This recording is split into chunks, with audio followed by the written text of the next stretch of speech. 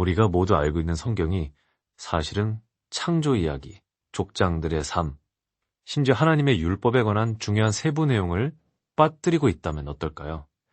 에티오피아 종교 성경에 보존된 희년서는 이러한 빈틈을 메우며 숨겨진 이야기들과 하나님의 신적 계획에 대한 더 깊은 통찰을 드러낸다고 주장합니다. 그런데 문제가 있습니다. 이 책은 기독교 세계 대부분에서 금서로 지정되었다는 사실입니다. 왜 그랬을까요? 오늘 영상에서는 작은 창세기라고도 불리는 신비로운 희년서를 살펴보고 왜 이 책의 50장이 주류 그 기독교 성경에서 제외되었는지를 탐구해 보겠습니다. 이 고대 문헌은 창세기 얘기 속에서 잃어버린 세부 내용들을 담고 있으며 천사들, 하늘의 시간, 그리고 인류에게 전해진 숨겨진 계명들에 대한 우주적 관점을 제시합니다. 그러나 이 책은 거기서 멈추지 않습니다. 희년서는 오늘날 전 세계가 따르고 있는 달력이 잘못되었으며 시간 그 자체가 하나님에 의해 거룩한 구조로 부여되었지만 이를 따르는 사람은 거의 없다고 주장합니다. 그렇다면 왜 이 고대 문화는 초기 교회에서 거부되었을까요? 주류 기독교에겐 너무나도 논란이 되었던 어떤 비밀들이 이 책 안에 담겨 있었던 걸까요? 희년서는 우리가 창세기에서 알고 있는 창조 이야기를 다시 들려주는 것으로 시작하지만 대부분의 성경이 담고 있는 범위를 훨씬 넘어섭니다.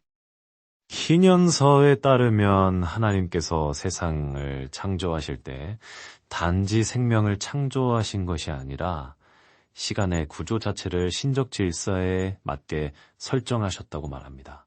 여기서 바로 거룩한 시간이라는 개념이 등장합니다.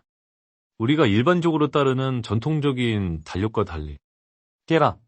희년서는 하늘의 천사들이 관리하는 정밀한 태양력을 소개합니다.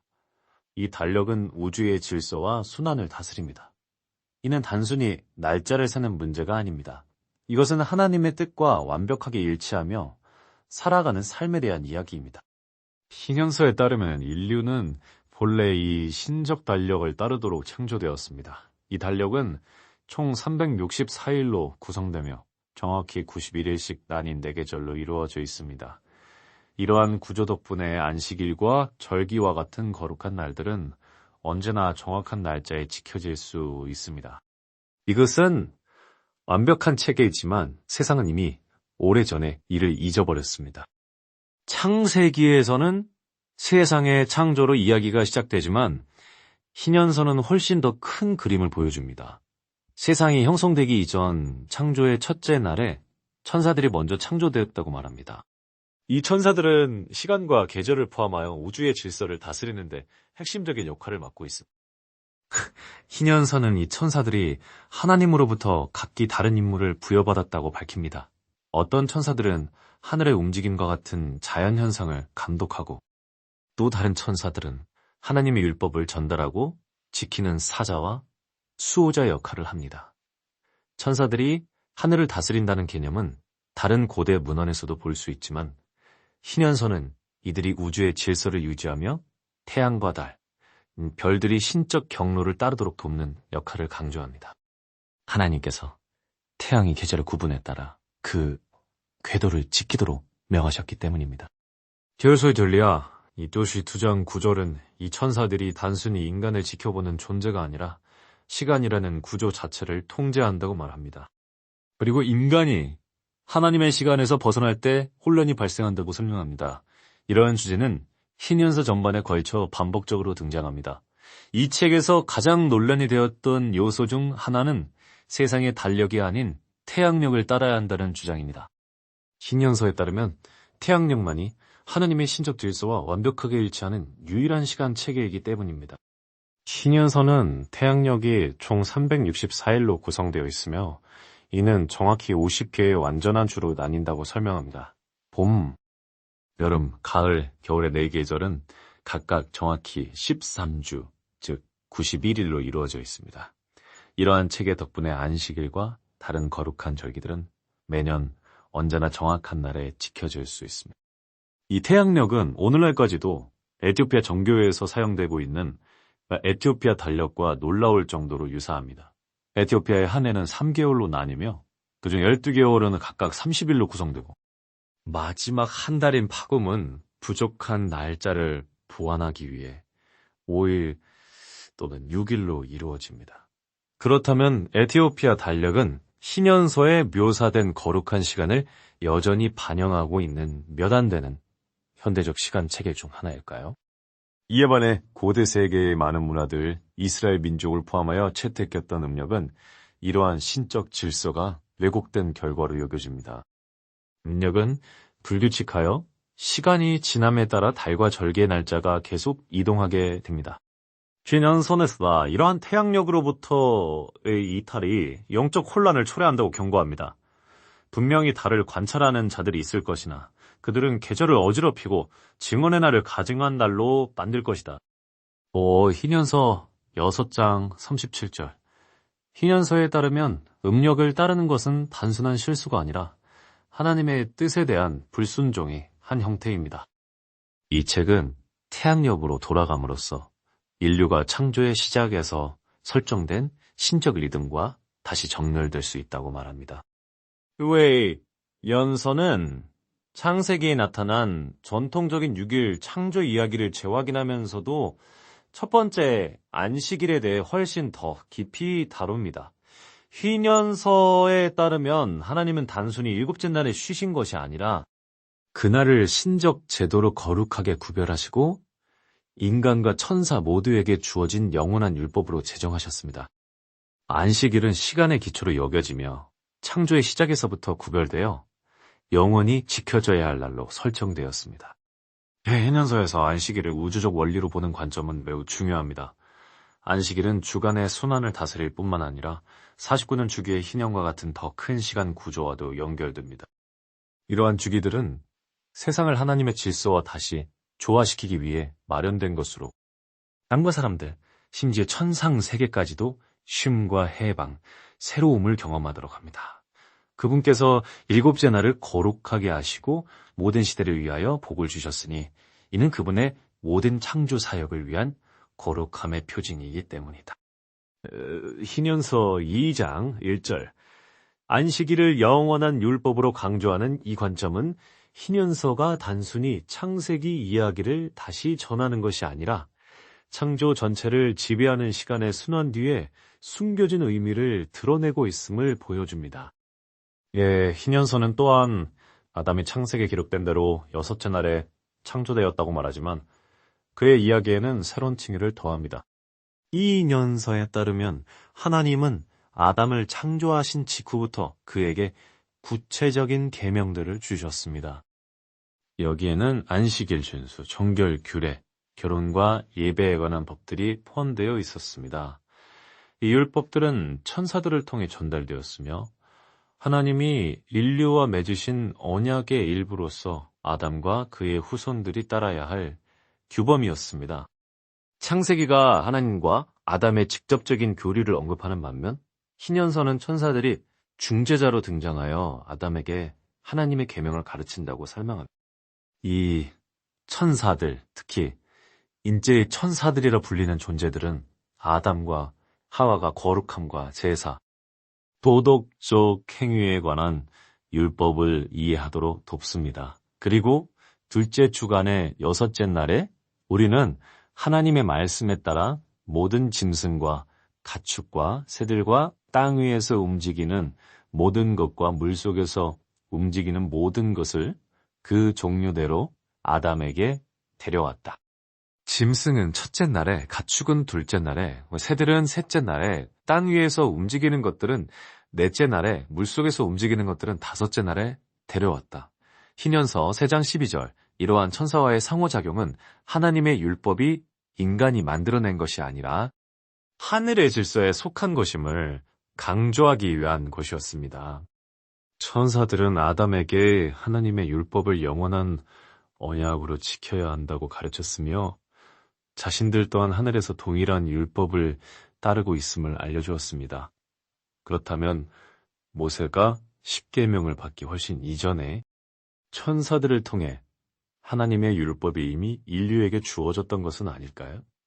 그리고 우리는 이 고대의 율법들로부터 무엇을 배울 수 있을까요? 아담에게 주어진 하나님의 율법과 모세의 율법을 비교하는 내용이 궁금하다면 댓글로 알려주세요. 창조의 가장 초기 시기부터 전해진 고대의 계명들에 대해 더 깊이 탐구해 볼까요? 아담과 하와의 타락 이후 희년서는 그들의 자녀들인 가인과 아벨의 이야기에도 새로운 통찰을 더합니다. 창세기는 가인이 아벨을 죽였다는 사실을 전하지만 히브리서는 그 이후에 벌어진 일들에 대한 추가적인 세부 내용을 제공합니다. 가인이 아벨을 살해한 사건은 하나님의 율법을 처음으로 크게 어긴 죄로 묘사되며 이는 전 인류에게 영적 결과를 초래하는 죄로 여겨집니다. 그러나 가인이 쫓겨난 이후에도 희년서는 의로운 인류의 계보가 아담의 셋째 아들 셋을 통해 이어진다고 강조합니다. 듀는 시마이츠나 한소가는 낸덴지가는 본넷 따르는 들이간 아는 바젝통으로요. 이는 노아를 비롯한 후대의 자손들이 하나님과의 언약을 계속 이어갈 수 있는 토대를 마련합니다. 노아와 홍수의 이야기는 창세기를 통해 널리 알려져 있지만 희년서는 대홍수 이전과 이후에 일어난 사건들에 대해 추가적인 계시를 제공합니다. 희년서에서 초점은 단순히 노아가 살아남았다는 사실에 있지 않습니다. 오히려 홍수 이후 하나님께서 노아와 맺으신 언약에 주목합니다. 이 언약은 정결함과 의로움 그리고 하나님의 율법을 지키는 것의 중요성을 강조합니다. 홍수 이전의 시대에 대해 희년서는 땅의 타락을 더 깊이 파고들며 특히 타락한 천사들과 인간 여인들 사이에서 태어난 네피림에 초점을 맞춥니다. 창세기 2장 1절에서 4절이 네피림을 간략히 언급하는 데 그친 반면 희년서는 이 거인들이 어떻게 세상의 악함을 심화시켜 하나님께서 홍수로 땅을 정결케 하시게 되었는지를 보다 자세히 설명합니다. 몹이 땅 위에 가득해졌고 모든 육체가 그 길을 타락시켰다. 사람과 가축과 짐승과 새와 땅 위를 걷는 모든 것이 그 길과 질서를 타락시키고 서로를 삼켜버리기 시작했다. 희년서 4장 2절, 이러한 도덕적 타락은 단지 인간의 죄 때문만이 아니라 금지된 지식을 전하고 자연 질서를 무너뜨린 타락한 천사들의 영향 때문이기도 했습니다. 하나님의 대응은 신속했습니다. 하나님은 이 타락을 씻어내기 위해 홍수를 보내셨지만 노아와 그의 가족은 그들의 의로움으로 인해 보존하셨습니다. 홍수 이후 희년서는 하나님께서 다시는 땅을 물로 멸하지 않겠다는 약속만 하신 것이 아니라고 밝힙니다. 하나님은 노아와 새로운 언약을 세우셨으며 그 안에는 정결과 제사에 관한 구체적인 율법들이 포함되어 있었습니다. 이 율법들은 훗날 이스라엘 민족에게 전해졌고 인류가 거룩함을 유지하며 홍수를 불러온 타락을 반복하지 않도록 돕기 위한 것이었습니다. 이 연서의 중요한 특징 중 하나는 노아가 안식일을 지키고 제사와 정결에 관해 아담에게 주어졌던 동일한 율법들을 따르도록 명령받았다는 점입니다. 이 언약은 인류에게 새로운 시작을 의미했지만 동시에 하나님의 심판을 피하기 위해 그분의 율법에 순종해야 한다는 책임을 강조했습니다. 훗날 모세 율법에서 체계화될 제사의 법은 이미 이 언약의 일부로서 노아에 의해 실천되고 있었습니다. 이 율법들에는 하나님께 번제를 드리는 방법과 몸과 영을 모두 정결하게 유지하는 규정들이 포함되어 있었습니다. 창세기 조장에서 우리는 하나님께서 아브라함을 부르셔서 그의 고향을 떠나 가나안으로 가게 하시는 장면을 접하게 됩니다. 그러나 희년서는 아브라함의 젊은 시절까지 거슬러 올라가 그의 이야기에 전혀 새로운 차원을 더합니다. 희년서에 따르면 아브라함은 우상숭배에 깊이 물든 가정에서 성장했습니다. 그의 아버지대라는 거짓 신들을 섬기고 있었습니다. 이는 창세기에는 언급되지 않는 내용이지만 이 희년서는 주변의 이교적 관습을 거부하고 오직 참 하나님을 따르기로 선택한 젊은 아브라함의 모습을 생생하게 그려냅니다. 그가 말하였다. 아버지여, 당신이 섬기는 이 우상은 무엇입니까? 그리고 아브라함은 그것이 돌로 만든 형상임을 보았다. 아브라함은 모든 사람들 앞에서 그것들을 불태우고 광야로 도망하였다. 희년서 연장 106, 117절. 창세기가 아브라함이 하나님의 부르심에 순종하여 고향을 떠난 이야기에 초점을 맞추는 반면 희년서는 아브라함을 혁명적인 인물로 묘사합니다. 그는 아버지의 집에 있던 우상들을 파괴하며 당시의 우상 숭배에 맞서 대담한 영적 저항을 감행합니다. 이러한 행동은 훗날 이방신들을 거부하고 하나님의 율법을 따를 선택된 민족의 조상으로서 아브라함이 맡게 될 역할을 미리 보여줍니다. 창세기와 희년서 사이에 가장 두드러진 차이점 중 하나는 아브라함이 모세가 태어나기 훨씬 이전부터 이미 신적 율법을 따랐다는 사상입니다. 창세기에서는 창세기 20장에 등장하는 할례의 언약 외에 아브라함이 율법을 받았다는 언급이 없습니다. 그러나 희년서에서는 아브라함이 이미 안식일을 지키고 제사를 드리며 일반적으로 모세와 연관되는 여러 율법들을 실천한 인물로 나타납니다. 희년서에 따르면 이러한 율법들은 모세 시대에 새롭게 만들어진 것이 아니었습니다. 이 율법들은 아담으로부터 시작하여 족장들에게까지 천사들을 통해 전해졌습니다. 아브라함은 천사들로부터 이 계명들을 받았으며 하나님과 맺은 언약 관계의 일부로 그것들을 지켜야 했습니다. 그는 하늘의 판에 기록된 것들에 관하여 천사들로부터 가르침을 받았습니다. 창세기에서 아브라함의 행적이 개인적인 믿음의 여정으로 묘사되는 것과 달리 희년서는 그를 우주적 계획의 일부로 제시합니다. 아브라함은 천사들의 인도를 받았으며 그가 따랐던 율법들은 하늘과 땅을 동시에 다스리는 신적 질서에 속한 것이었습니다.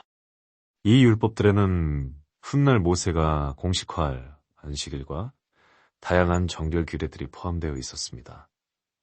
할례의 언약은 아브라함 이야기에서 가장 중요한 순간 중 하나입니다. 창세기 1렙점장에서 하나님은 아브라함에게 자신과 그의 집안의 모든 남자에게 할례를 행하라고 명하시며 그것을 언약의 표징으로 삼으십니다. 그러나 희년서는 여기서 한 걸음 더 나아가 이것이 단순한 상징 행위가 아니었음을 밝힙니다. 할례는 하늘의 판에 기록된 우주적 율법의 일부였습니다.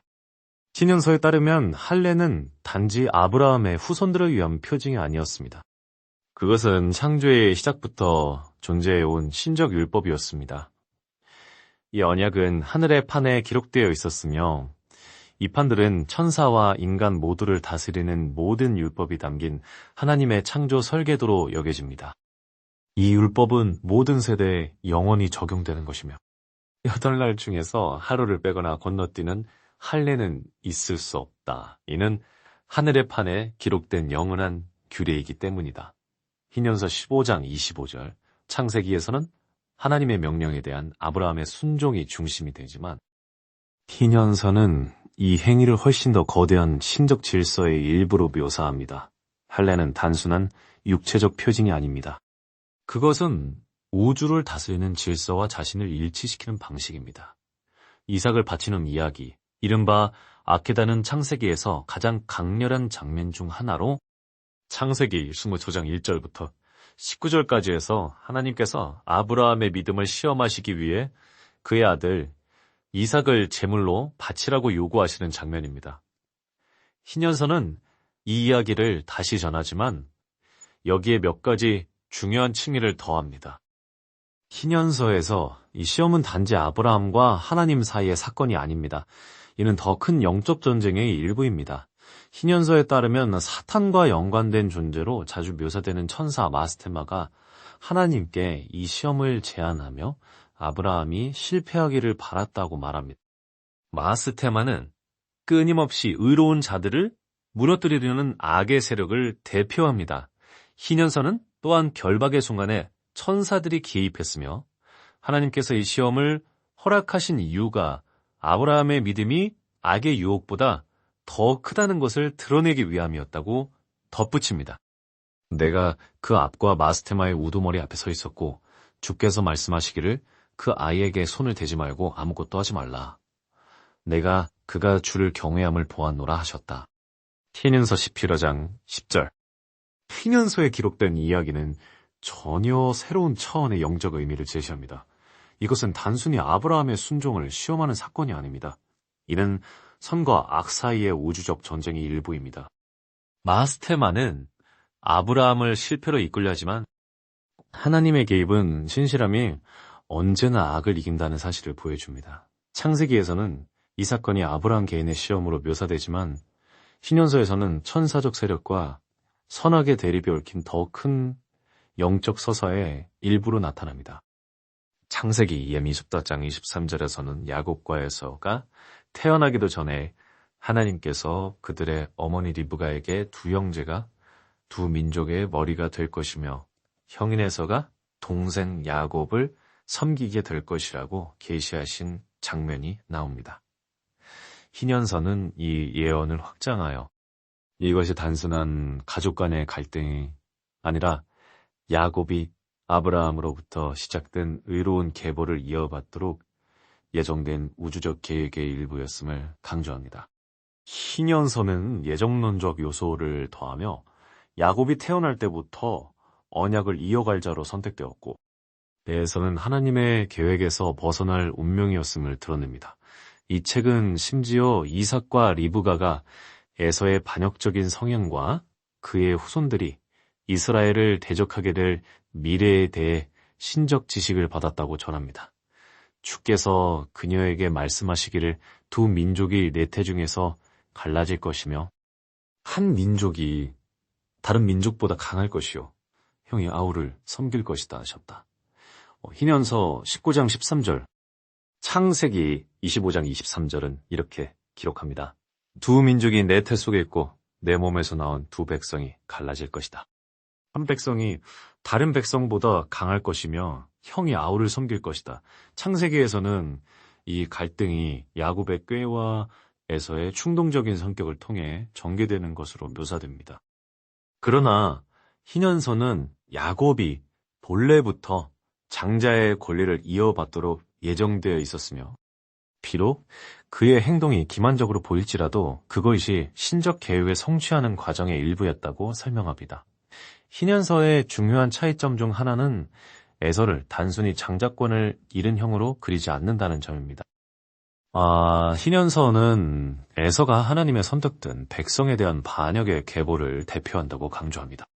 그의 후손인 에돔 족속은 이스라엘에 맞서 일어날 민족으로 묘사되며 이는 형이 아우를 섬기게 될 것이라는 예언을 성취하는 모습으로 나타납니다.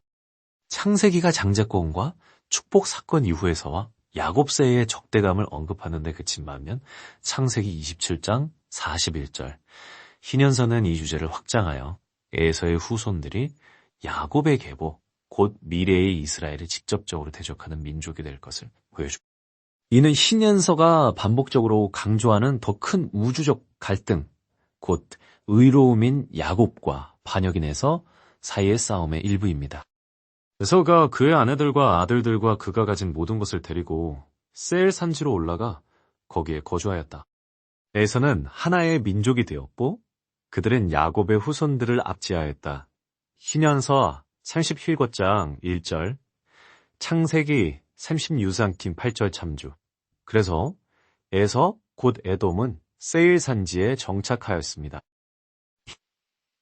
희년서는 에서의 반역이 개인적인 차원을 넘어 민족적인 성격을 지녔음을 분명히 합니다.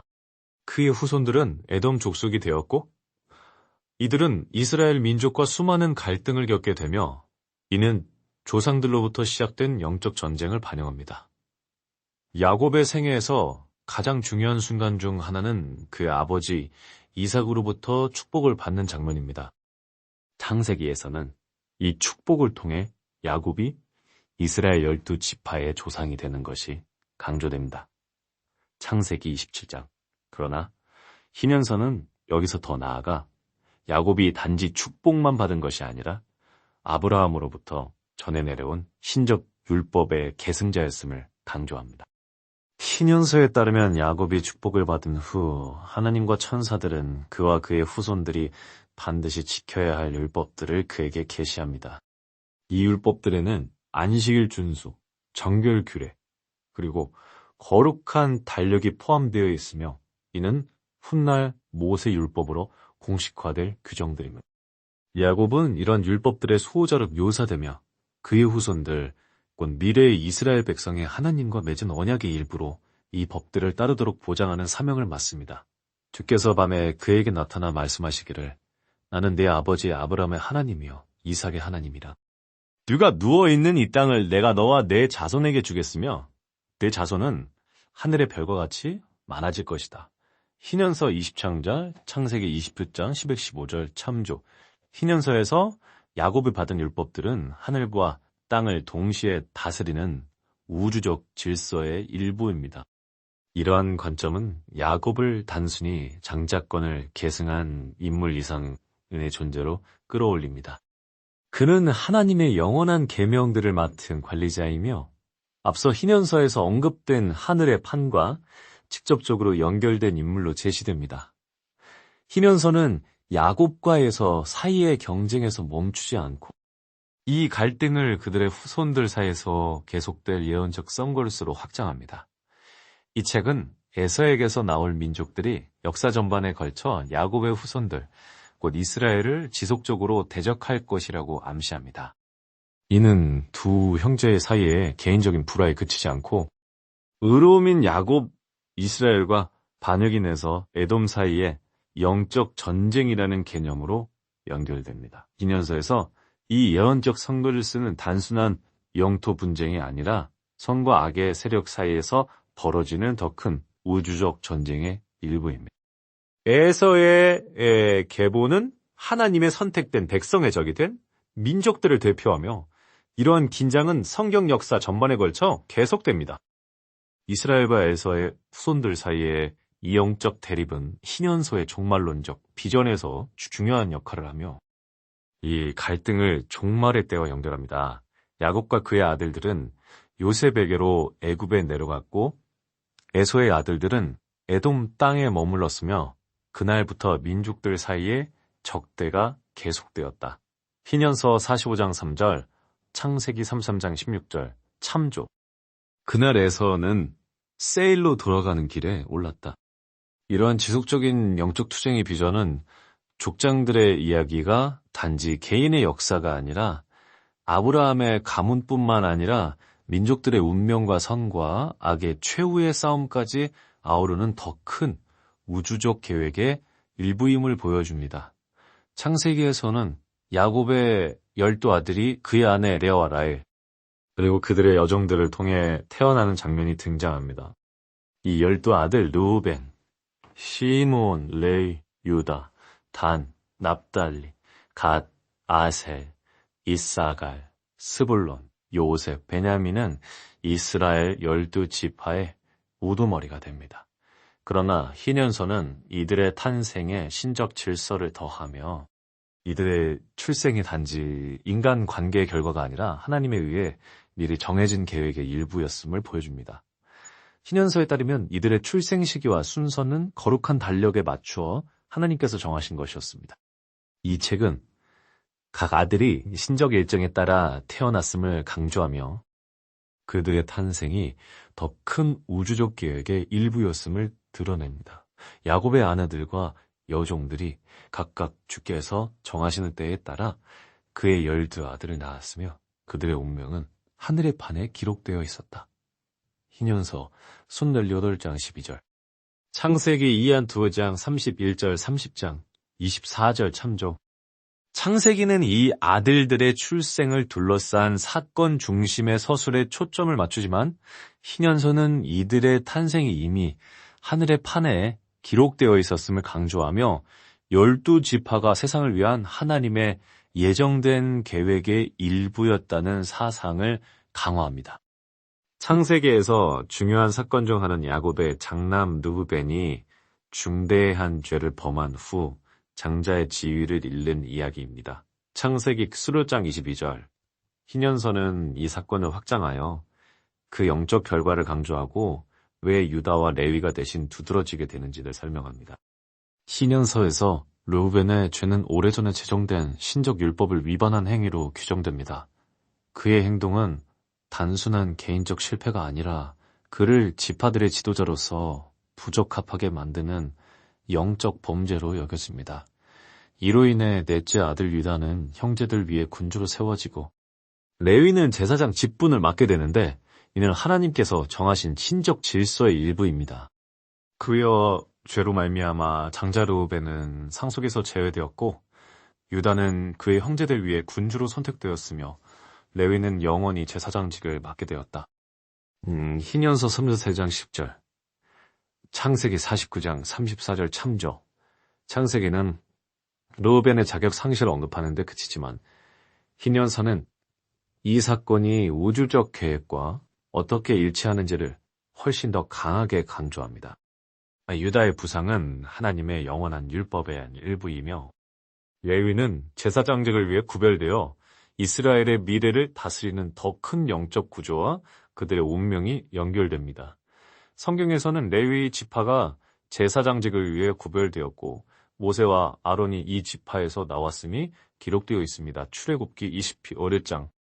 그러나 희년서에서는 레위의 제사장적 역할이 영원한 명령의 일부로 묘사됩니다. 이 책은 레위의 제사장직이 단순한 지파의 의무가 아니라 모세 시대에 레위 제사직이 제도화되기 훨씬 이전부터 하늘의 판에 기록된 것임을 강조합니다. 이 년서에 따르면 레위는 하나님께 선택받아 지파들의 영적 지도자가 되었으며 신정율법이 지켜지도록 책임을 맡았습니다. 그의 제사장적 역할은 우주적 질서의 일부로 설명되며 하늘과 땅을 연결하는 특별한 사명을 부여받습니다. 레위는 영원히 제사장직을 위해 구별되었으니 제사를 드리고 백성과 주사위를 중재하게 하셨다. 이는 하늘의 판에 정해진 것이었다. 희년서 32장 17절, 출애굽기, 스메리엘장 참조, 창세기와 출애굽기가 모세 시대의 레위 제사장직에 초점을 맞추는 반면 희년서는 레위의 역할이 태초부터 하나님의 계획 안에 있었음을 강조합니다. 이로써 레위의 제사장직은 역사적 상황에 대한 대응이 아니라 시내산 사건 이전부터 존재해온 우주적 질서의 핵심 요소가 됩니다.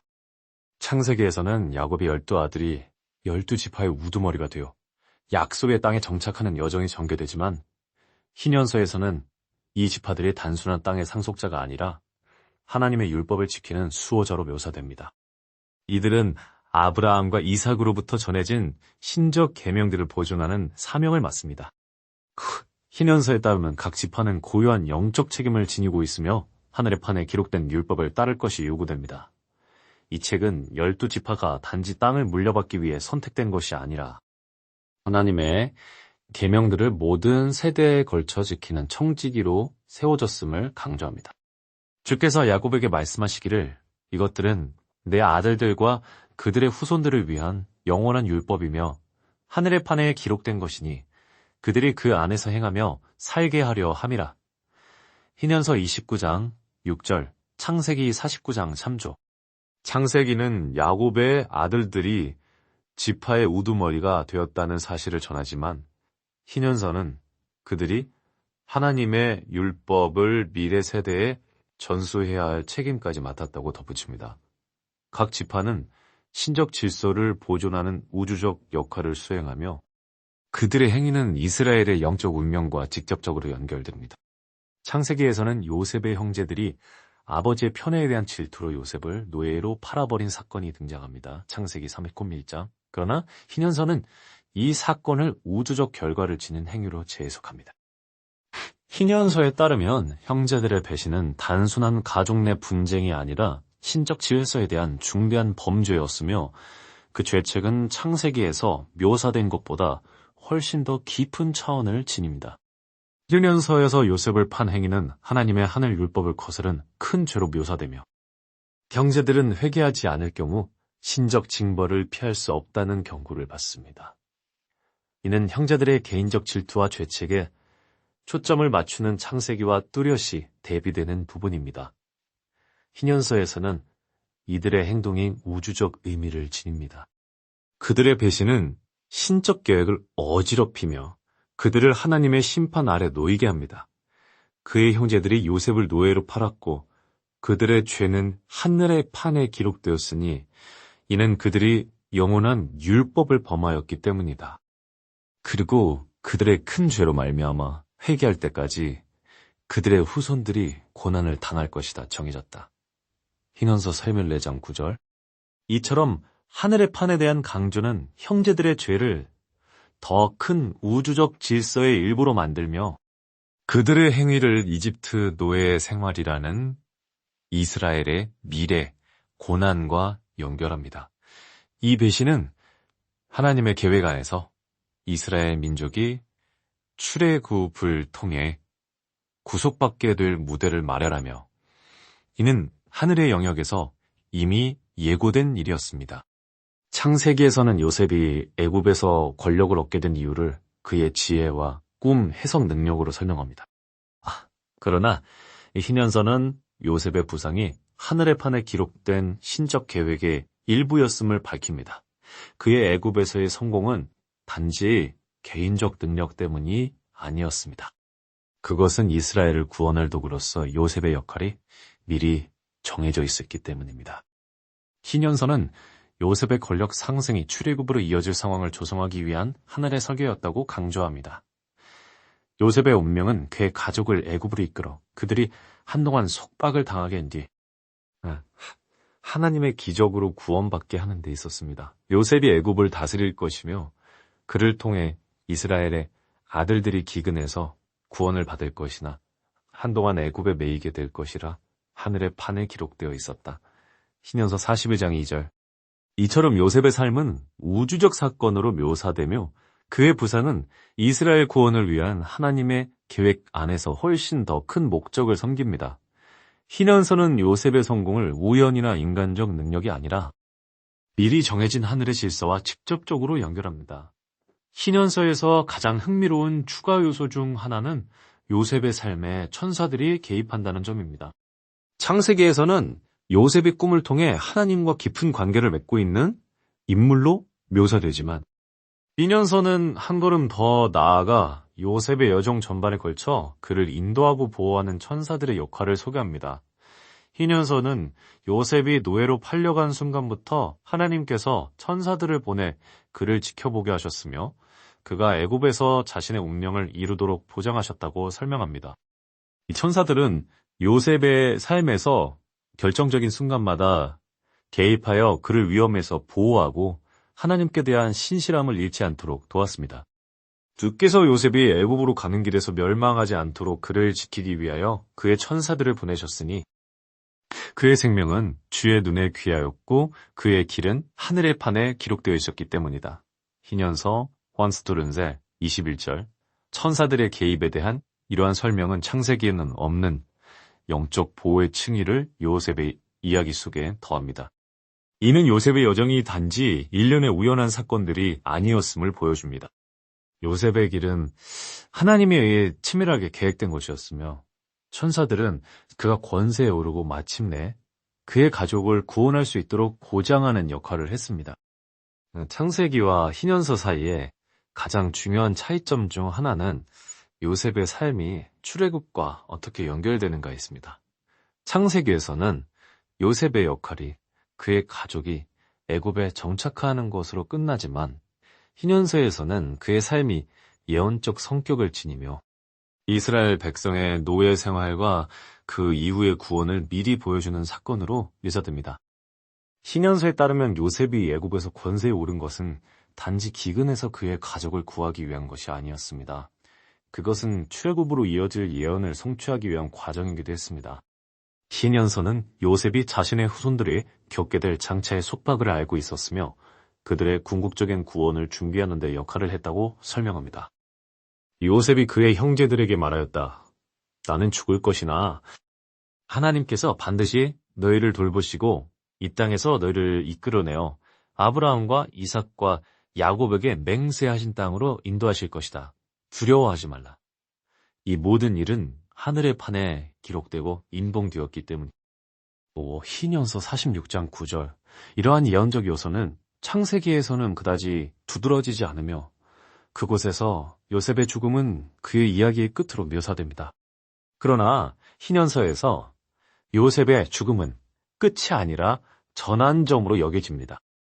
이는 이스라엘의 노예 생활이 시작되는 시점이자 동시에 그들이 애굽에서 구원받을 것이라는 예언적 약속의 출발점입니다. 이로써 요셉의 삶은 출애굽을 통해 완성될 하나님의 우주적 구속 계획과 직접적으로 연결됩니다. 창세기에서는 요셉을 알지 못하는 새 바로가 등장하면서 이스라엘의 노예 생활이 시작되고 그가 이스라엘 자손을 압제하는 장면이 묘사됩니다. 출애굽기 1장 84절. 그러나 희년서에서는 이 노예의 시기가 이미 하늘의 판에 기록된 우주적 예언의 일부로 이해됩니다. 희년서에 따르면 하나님은 이 일이 일어나기 훨씬 이전에 이미 이스라엘의 속박을 예고하셨으며 그것은 출애굽과 모세의 율법의 수여로 인도하기 위한 하나님의 계획의 일부였습니다. 이 예언적 계획은 요셉이 이스라엘을 애굽으로 이끌었던 역할과 직접적으로 연결됩니다. 요셉은 기근에서 이스라엘을 구했지만 그들의 애굽 체류는 결국 노예 생활로 끝나도록 예정되어 있었고 이를 통해 하나님께서 자신의 능력을 드러내시게 됩니다. 이스라엘 자손들이 애굽에서 압제를 받을 것이며 하나님께서 큰 능력과 이적으로 그들을 이끌어내어 자신의 이름이 영화롭게 될 것이라 하늘의 판에 기록되어 있었다. 희년서 48장 1절.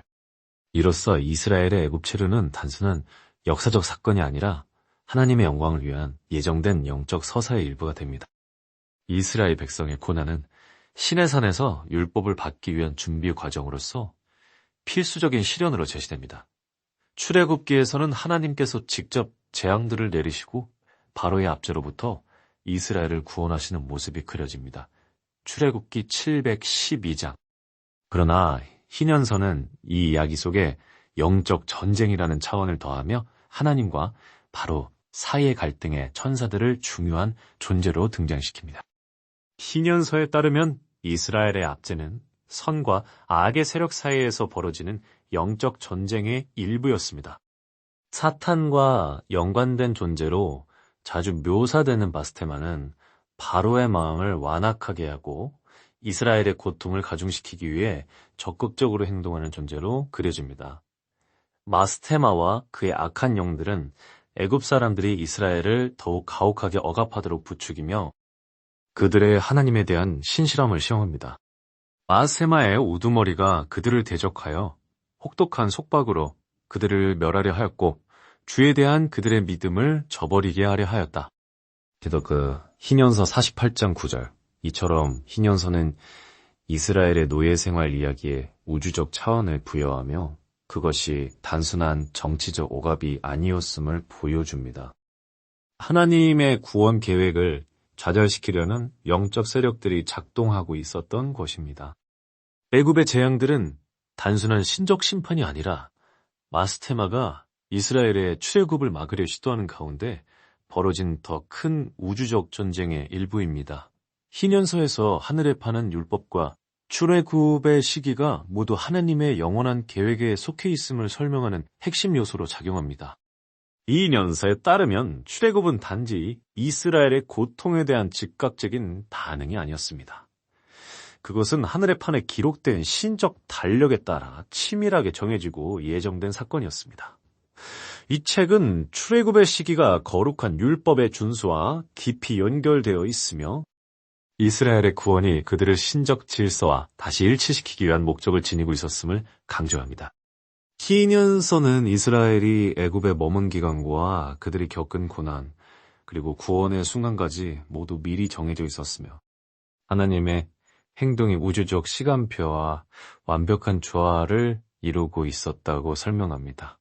하늘의 판에 기록되기를 첫째 달 열나한 날 정해진 때에 하느님께서 이스라엘을 애굽에서 이끌어내실 것이라 하였으니 이 날은 창조의 시작부터 구별된 날이었기 때문이다. 부한년서 49장 1절. 이 세부 사항은 희년서에만 등장하는 독특한 내용입니다. 출애굽기는 재앙이 일어나기까지의 과정과 그 사건들 자체에 초점을 맞추지만 희년서는 출애굽의 시기가 우주의 법칙과 연결된 예정된 달력의 일부였다는 개념을 제시합니다. 이로써 출애굽은 단순한 역사적 사건을 넘어 창조의 영적 구조 속에 짜여진 사건이 됩니다.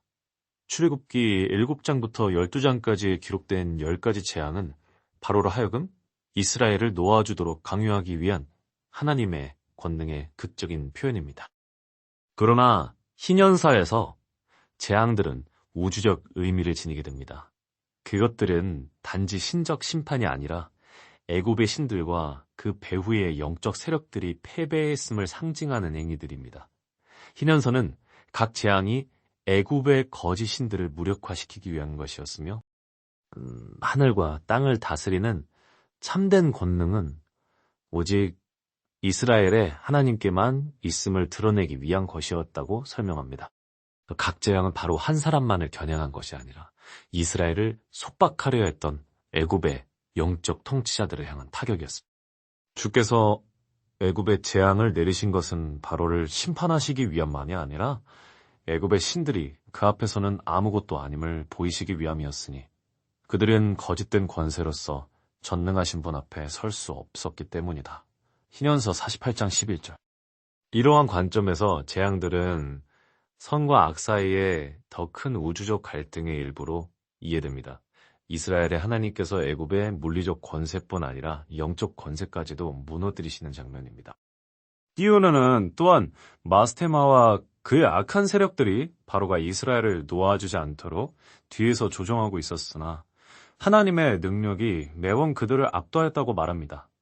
출애굽기에서는 모세가 시내산에서 직접 율법을 받는 장면이 중심이 되지만 이년서는 이 율법들이 그 순간에 새로 만들어진 것이 아니라고 덧붙입니다. 이 율법들은 이미 모세 시대 이전부터 하늘의 판에 기록되어 있었습니다. 희년서에 따르면 하늘의 판은 창조의 시작부터 세워진 하나님의 모든 율법을 담고 있는 우주적 기록으로 천사와 인간 모두를 인도하는 기준이 됩니다. 희년서는 모세가 단지 모든 시대를 위해 예정된 율법을 인간에게 전달하는 수여자였을 뿐임을 강조합니다. 따라서 모세 율법은 이스라엘만을 위한 규칙의 집합이 아니라 온 우주를 다스리는 신적 질서의 일부입니다.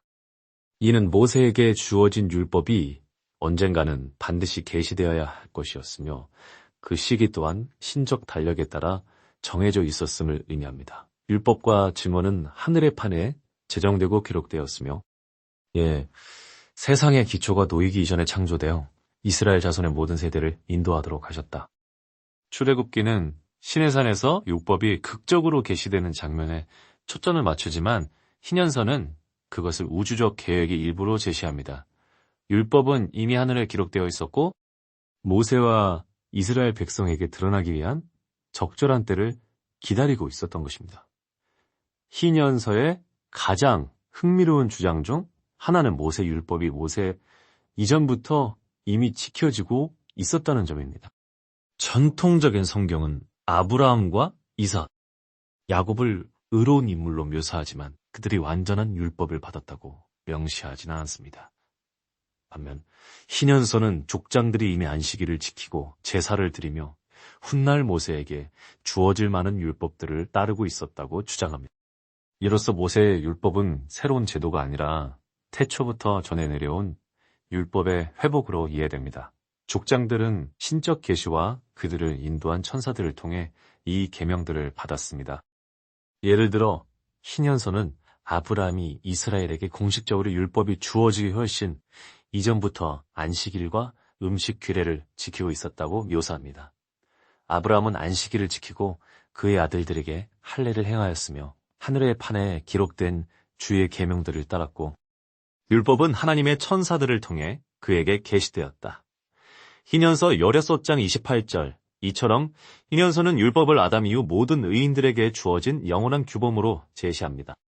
모세는 단지 율법을 이스라엘 민족에게 완전한 형태로 전달하도록 선택된 인물이었을 뿐입니다. 희년서가 모세의 율법 이야기에서 기여하는 가장 독특한 요소 중 하나는 우주적 달력에 대한 강조입니다.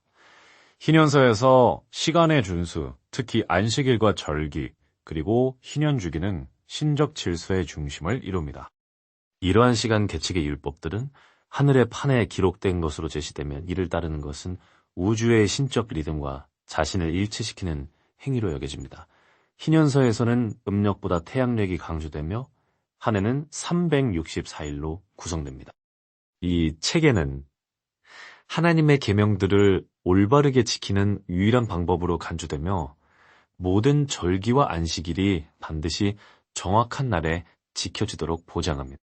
디넌서는 이 신적 달력에서 벗어나는 것이 영적 혼란을 초래할 수 있다고 경고하며, 그렇기 때문에 시간에 관한 율법들이 모세 율법의 중심에 놓여 있다고 설명합니다. 주께서 모세에게 말씀하시기를 이스라엘을 위하여 안식일과 절기 율법을 기록하라.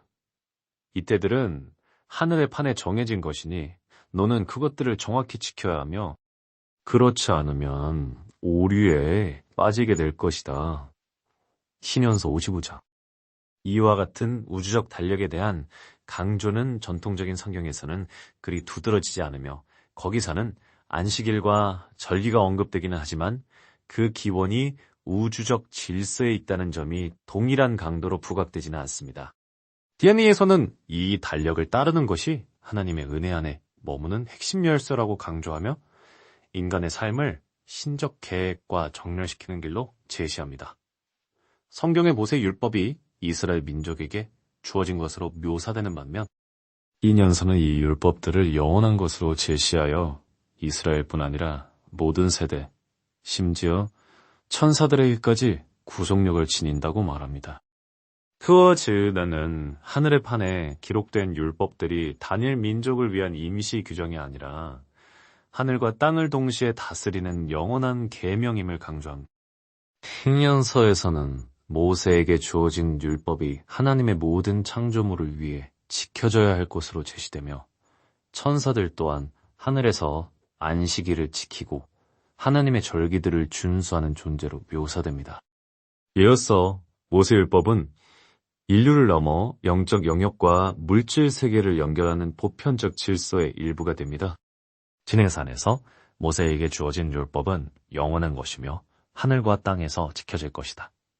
천사들은 안식일을 지키고 의로운 자들은 계명들을 영원히 준수할 것이다. hin년서 50장 13절. 이러한 영원한 율법 사상은 전통적인 성경에서는 그다지 명시적으로 드러나지 않으며 거기서는 주로 하나님과 이스라엘 사이의 언약에 초점이 맞추어집니다.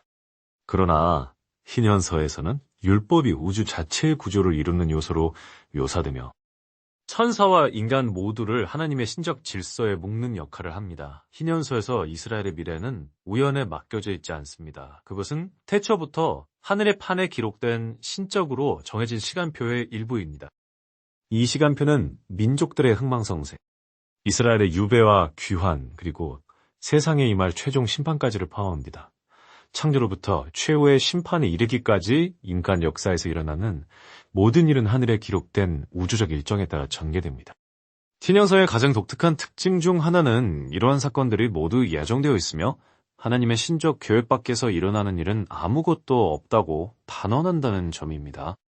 이 책은 이스라엘의 여정에 대한 예언적 기회를 제시하며 그들의 유배와 고난 그리고 회복이 모두 하늘의 기록에 쓰여 있었고 신적 달력에 따라 반드시 이루어져야 했다고 설명합니다.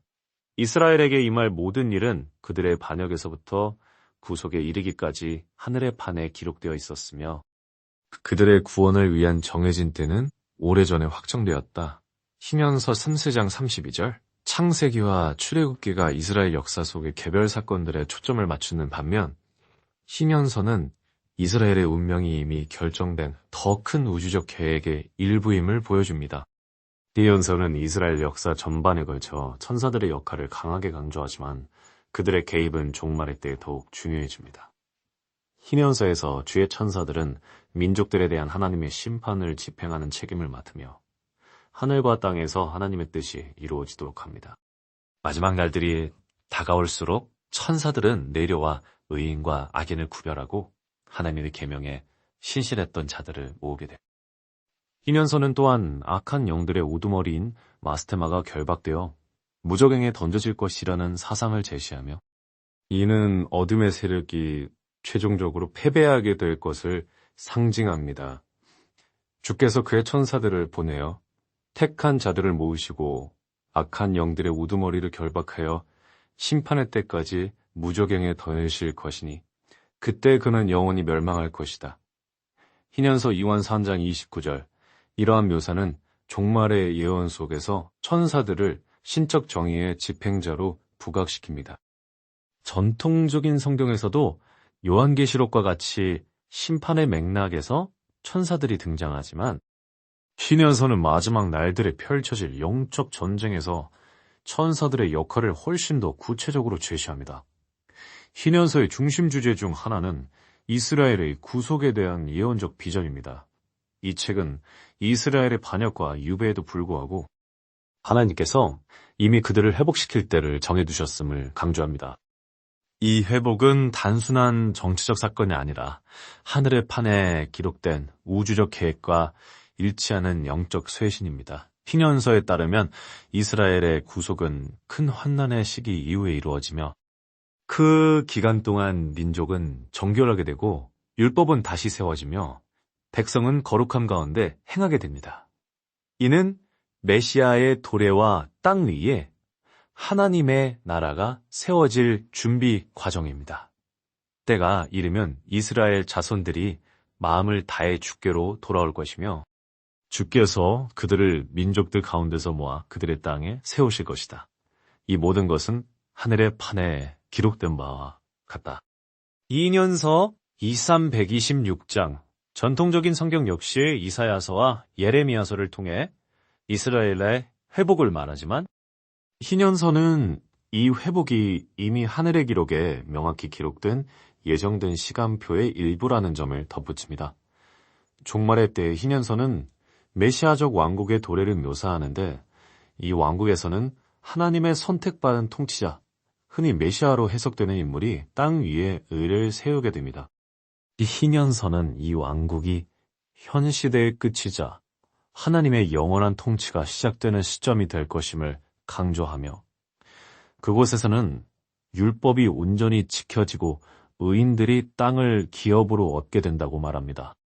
신현서에 묘사된 최후의 심판은 의인과 악인을 가르는 장면으로 이루어지며 악인들은 불못에 던져져 영원히 멸망하게 됩니다. 마스테마와 그의 악한 영들은 완전히 패배하고 메시아는 평화와 공의로 다스리게 됩니다.